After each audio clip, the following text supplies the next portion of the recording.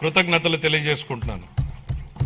2026-27 సంవత్సరానికి సంబంధించి ఫిబ్రవరి 1న ప్రవేశపెట్టిన కేంద్ర బడ్జెట్ రాష్ట్రానికి ఆశాకిరణంలాగా కనపడుతోంది. దానిలో రాష్ట్ర అభివృద్ధికి అనేక అవకాశాలు కనిపిస్తున్నాయి. తూర్పు కోస్తా పారిశ్రామిక కారిడార్, పర్యాటక కేంద్రాల అభివృద్ధి, ఎలక్ట్రిక్ బస్సుల కొనుగోలు, పూర్వోదయ పథకం ఉపయోగపడుతుంది. రాయలసీమ గ్లోబల్ హార్టికల్చర్ హబ్ కూడా వేగంగా రూపుదిద్దుకుంటోంది. కేంద్ర బడ్జెట్ లో కొత్తగా ప్రకటించిన రేర్ ఎర్త్ కారిడార్లు, డేటా సెంటర్లు, ప్రాంతీయ medical hub, national institute of pharmaceutical education and research, seaplane manufacturing, container manufacturing, ప్రతి జిల్లాలో బాలికల హాస్టళ్ల వంటి అంశాల నుంచి రాష్ట్రానికి గరిష్ట ప్రయోజనాలు పొందేందుకు అవకాశం ఉంది. ప్రపంచవ్యాప్తంగా ఇప్పుడు ప్రభుత్వ రంగ ప్రాజెక్టుల్ని పీపీపీ ఛాలెంజ్ విధానాల్లో చేపట్టే ట్రెండ్ నడుస్తోంది. అది ప్రభుత్వ రంగ సంస్థల నైపుణ్యాలను, సామర్థ్యాలను పెంచేందుకు దోహదం చేస్తుంది. పీపీపీ విధానంలో ప్రైవేటు రంగానికి ఉన్న అనుభవంతో ప్రభుత్వ ప్రాజెక్టుల్ని మరింత మెరుగ్గా అమలు చేయగలం. ప్రాజెక్టు వ్యయాన్ని నిర్ణయించడంలో పారదర్శకతకు, పోటీతత్వాన్ని పెంచేందుకు ఛాలెంజ్ విధానం దోహదం చేస్తుంది. కేంద్ర ప్రభుత్వం బడ్జెట్ లో చాలా ప్రాజెక్టుల్ని ఛాలెంజ్ విధానంలో ప్రకటించడంతో ఆంధ్రప్రదేశ్ కు కొత్త అవకాశాలకు ద్వారాలు తెరిచినట్టయింది. ఛాలెంజ్ మోడల్లో ప్రాజెక్టులు చేపట్టేందుకు రాష్ట్రం పూర్తి సంసిద్ధంగా ఉంది. ఇతర రాష్ట్రాలతో పోటీపడి chemical park, mega textile park, city economic reasons, university township వంటి ప్రాజెక్టుల్ని సాధించుకోగలమన్న విశ్వాసం మాకుంది. సిటీ ఎకనామిక్ రీజన్స్ ప్రాజెక్టులో పోటీ పడేందుకు విశాఖపట్నం ఎకనామిక్ రీజన్ ప్లాన్ ను ఇప్పటికే సిద్ధం చేశాం. విజయన్ స్వర్ణాంధ్ర 2047 అమలుకి, ప్రాంతీయ ఆకాంక్షల్ని నెరవేర్చేందుకు, సమ్మిళిత అభివృద్ధి సాధించేందుకు మా ప్రభుత్వ ప్రాంతీయ అభివృద్ధి విధానాన్ని అవలంబిస్తోంది. విశాఖపట్నం, అమరావతి, తిరుపతి రీజన్లను రాష్ట్రానికి కీలకమైన గ్రోత్ ఇంజన్లుగా గుర్తించింది. నీతి ఆయోగ్ తో కలిసి Visakhapatnam economic reason economic master plan ని తయారు చేశాం.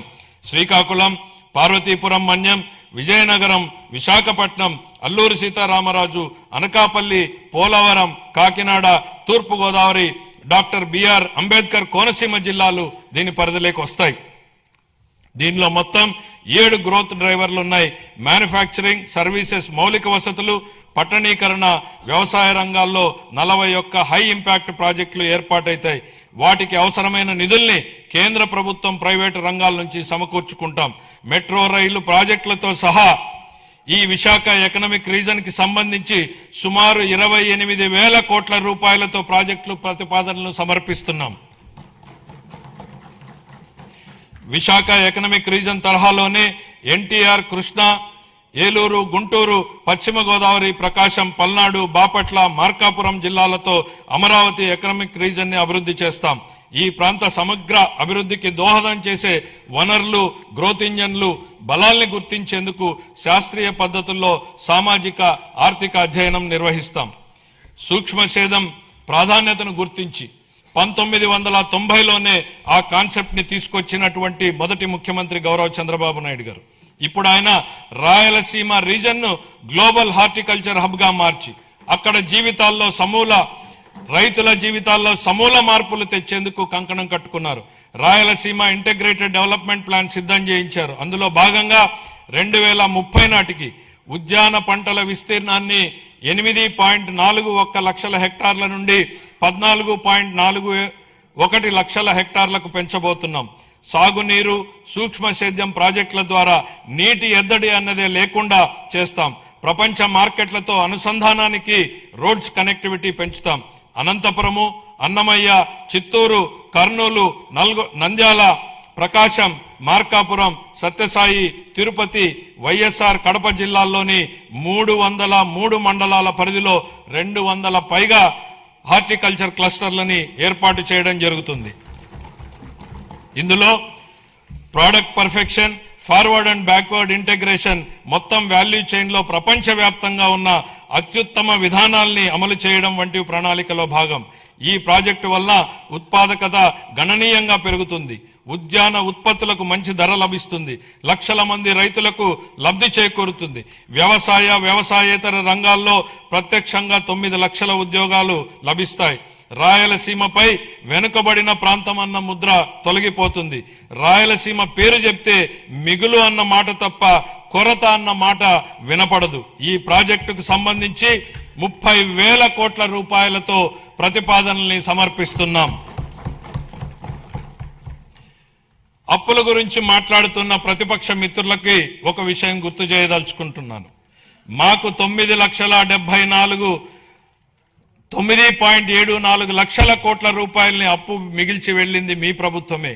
మీరు చేసినటువంటి అప్పులు తీర్చడానికి మేము మళ్ళీ అప్పులు చేయాల్సినటువంటి పరిస్థితి తలెత్తింది. కానీ ఈరోజు మేము అప్పుగా తెస్తున్న ప్రతి రూపాయి ఉత్పాదకత వ్యయంలోకే వెళ్తోంది. అది రైతులు, మహిళలు, విద్యార్థులు, వృద్ధుల చేతుల్లోకి వెళ్తోంది. గత ప్రభుత్వ నిర్వాకాల వల్ల సకాలంలో జీతాలు కూడా ఇవ్వలేని దుస్థితి నుండి ఇప్పుడు మా ప్రభుత్వం సమర్థ పాలనా విధానాలతో ఆర్థిక సుస్థిరత దిశగా అడుగులు వేస్తోంది. ఖర్చులు తగ్గించుకొని, వనరులు పెంచుకొని ఆర్థిక స్థిరత్వం దిశగా ప్రయాణం చేస్తోంది. సంక్షోభంలో ఉన్న రాష్ట్రాన్ని ఆకాంక్షల సాకారం దిశగా నడిపిస్తున్నాం. మా అభివృద్ధి వ్యూహంలో అత్యంత కీలకమైనటువంటిది సాగునీటి రంగానికి బడ్జెట్ అధిక ప్రాధాన్యతనిస్తోంది. మనం నిల్వ చేసే ప్రతి నీటి బొట్టు, పునరుద్ధరించే ప్రతి కాలువ, సాగునీరు అందించే ప్రతి ఎకరం ప్రజల జీవితాల్ని మారుస్తాయని బలంగా విశ్వసించే ప్రభుత్వం మాది. వాతావరణ మార్పులు, వర్షపాతంలో అనూహ్యమైనటువంటి హెచ్చుతగ్గులు వంటివి ఋతుపవనాలపై పూర్తిగా భరోసా ఉండలేని పరిస్థితులు కల్పిస్తున్నాయి. అందుకే నీటి నిల్వ, సమర్థ పంపిణీపై ఎక్కువ దృష్టి పెట్టాం. కేవలం ప్రాజెక్టులు కడితే సరిపోదు. భవిష్యత్ తరాలకు దీర్ఘకాలిక నీటి భద్రతను కల్పించేలా మన విధానాలు ఉండాలన్నది మా లక్ష్యం. గత ప్రభుత్వం ప్రజల నిజమైన అవసరాల్ని అర్థం చేసుకోలేదు. బిల్లులు చెల్లించకపోవడం, అధ్వాన్న నిర్వహణ వల్ల సాగునీటి ప్రాజెక్టులు ఎక్కడివక్కడ నిలిచిపోయాయి.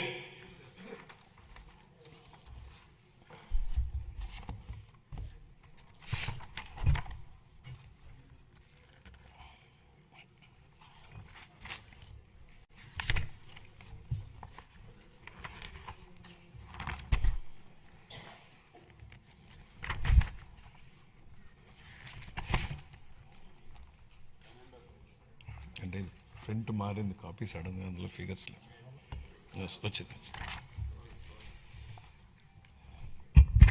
సంకల్పం ఉన్న చోట సాధనకు మార్గం ఉంటుంది. 2 తెలుగు రాష్ట్రాల సాగునీటి వ్యవస్థలపై సమగ్ర అవగాహన కలిగిన గౌరవ ముఖ్యమంత్రి గారు మన రాష్ట్రానికి లభించడం మన అదృష్టం. పట్టిసీమ వంటి పథకాలను ఆయన సక్రమంగా ప్రణాళిక చేసి అమలు చేయడం ద్వారా రాష్ట్రంలోని పలు ప్రాంతాలకు జలభద్రతను కల్పించారు. అదేవిధంగా హెచ్ఎన్ఎస్ఎస్ ప్రాజెక్టును కేవలం 100 రోజుల్లో ప్రారంభించి వేగంగా పూర్తి చేసి రైతులకు నీరందించేలా చేయడంలో ఆయన సంకల్ప బలం కీలక పాత్రను పోషించింది. హంద్రీనీవా ద్వారా తొలిసారిగా 45 టీఎంసీల కృష్ణా జలాలను విజయవంతంగా ఎత్తిపోతల చేసి రాయలసీమలో నీటి లభ్యతను గణనీయంగా మెరుగుపరిచాం. పోలవరం ప్రాజెక్టు విషయంలో పెండింగ్ ఉన్న 5,000 కోట్ల రూపాయల బిల్లుల్ని చెల్లించి పనులను వేగవంతం చేశాం. డయాఫ్రామ్ గోడ నిర్మాణం ఇప్పటికే 91% పూర్తయింది. మొత్తం ప్రాజెక్టు పురోగతి 60% దాటింది. వెలుగొండ ప్రాజెక్టు, బీఆర్ఆర్ వంశధార దశ 2, అలాగే వంశధార నాగావళి మరియు నాగావళి చంపావతి నదుల అనుసంధాన పనుల్లో సమాంతరంగా గణనీయమైనటువంటి పురోగతి సాధించబడింది.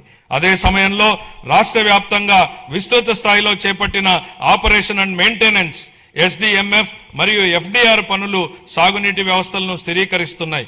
5 ఏళ్ల విరామం అనంతరం మొత్తం 6,047 నీటి వినియోగదారుల సంఘాలను ప్రజాస్వామ్య పద్ధతిలో పునరుద్ధరించడం ద్వారా